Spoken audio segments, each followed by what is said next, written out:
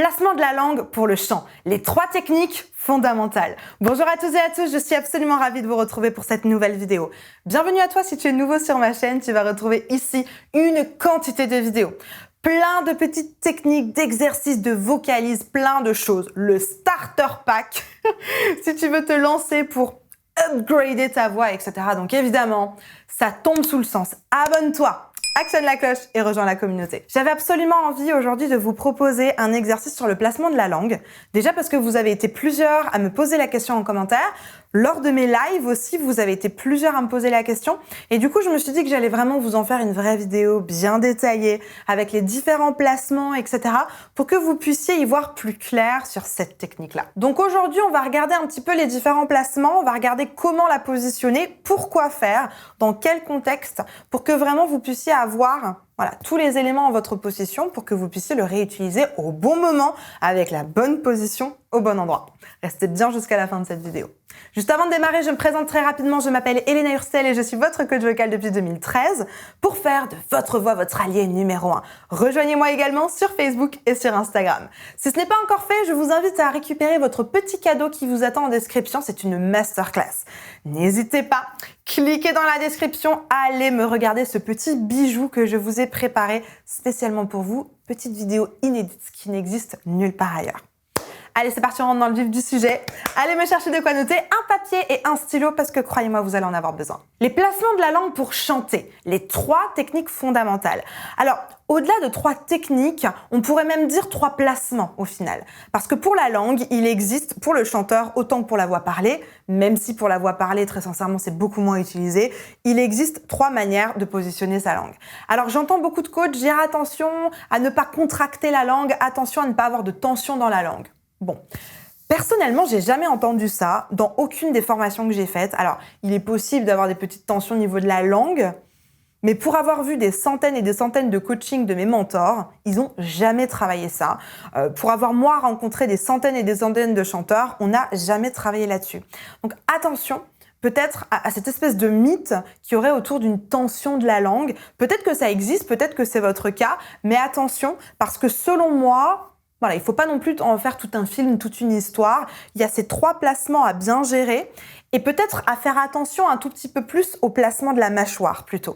On en a parlé déjà dans d'autres vidéos, mais le placement de la mâchoire, pour moi, et la tension au niveau de la mâchoire va avoir beaucoup plus de répercussions, selon moi encore une fois, que les petites tensions éventuelles qu'on aurait dans la langue. Les différentes positions de la langue vont vous amener à un changement de résonance, de timbre, et donc dans ce qu'appelle la CVT, je vous mets la vidéo juste ici de la CVT, les sound colors.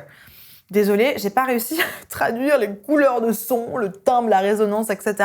La CVT appelle ça les sound colors. Il existe donc plusieurs positions de langue qui vont altérer la résonance, on peut dire le formant, la caisse de résonance, la grandeur de la bouche. Et c'est grâce à la position de la langue que vous allez pouvoir modifier l'espace de la bouche. Donc on va regarder ces 3 différentes positions que peut avoir votre langue et qui va avoir un effet directement sur la résonance, la caisse de résonance, la grandeur de la caisse de résonance de la bouche. La première position qu'on peut retrouver, c'est la position aplatie.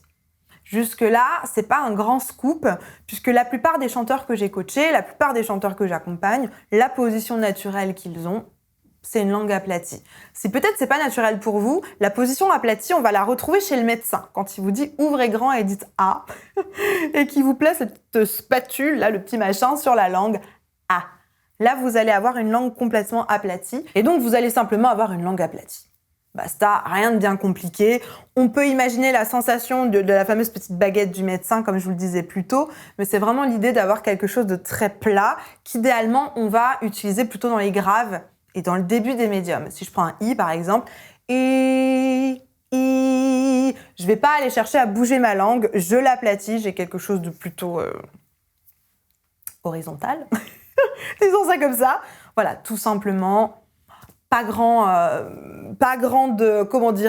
mouvement ni contorsion de ce point de vue-là. Ensuite, la deuxième position de la langue qu'on va retrouver, c'est la langue compressée. Et là, ça commence peut-être à devenir un tout petit peu plus compliqué parce que la langue compressée, c'est un tout petit peu moins commun. Dans le monde classique, dans le monde du chant lyrique, c'est quelque chose qui est très utilisé, la langue compressée. Moi, personnellement, je vous conseille de l'utiliser plutôt dans les aigus.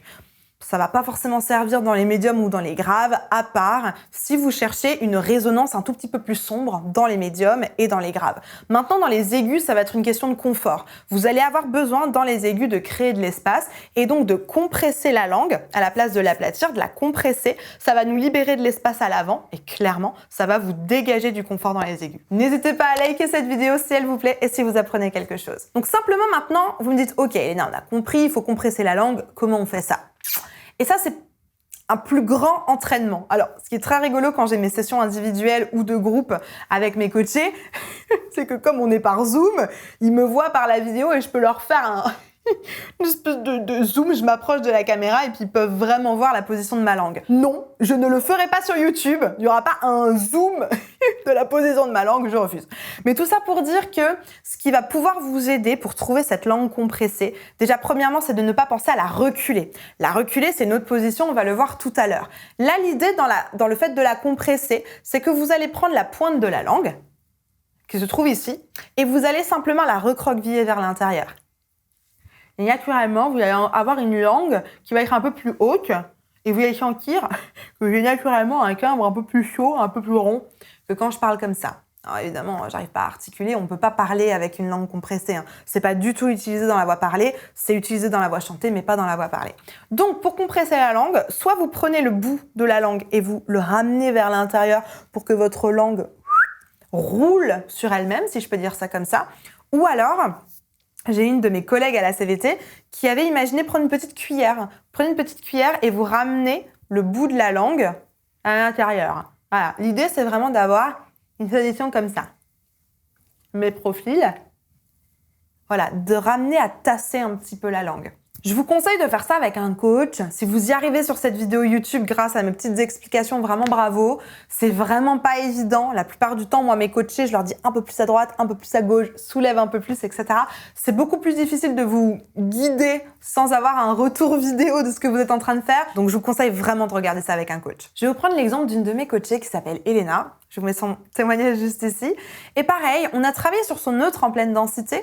Et à un moment donné, il y avait un espèce de plafond, le fameux plafond de la voix de poitrine. Et en fait, ce qu'il fallait juste faire à ce moment-là, c'était créer de l'espace, créer de la résonance, vérifier les bons paramètres de neutre, à savoir moins de volume sonore, un peu plus de pression, etc. Et en fait, à ce moment-là, Elena, elle voulait et elle avait besoin de chanter un I dans les aigus. Donc, qu'est-ce qu'on a été faire? Parce qu'un I dans les aigus, ça se chante pas comme ça, c'est impossible, il va falloir créer de l'espace, notamment dans la bouche. Qu'est-ce qu'on a été faire? On a été compresser sa langue.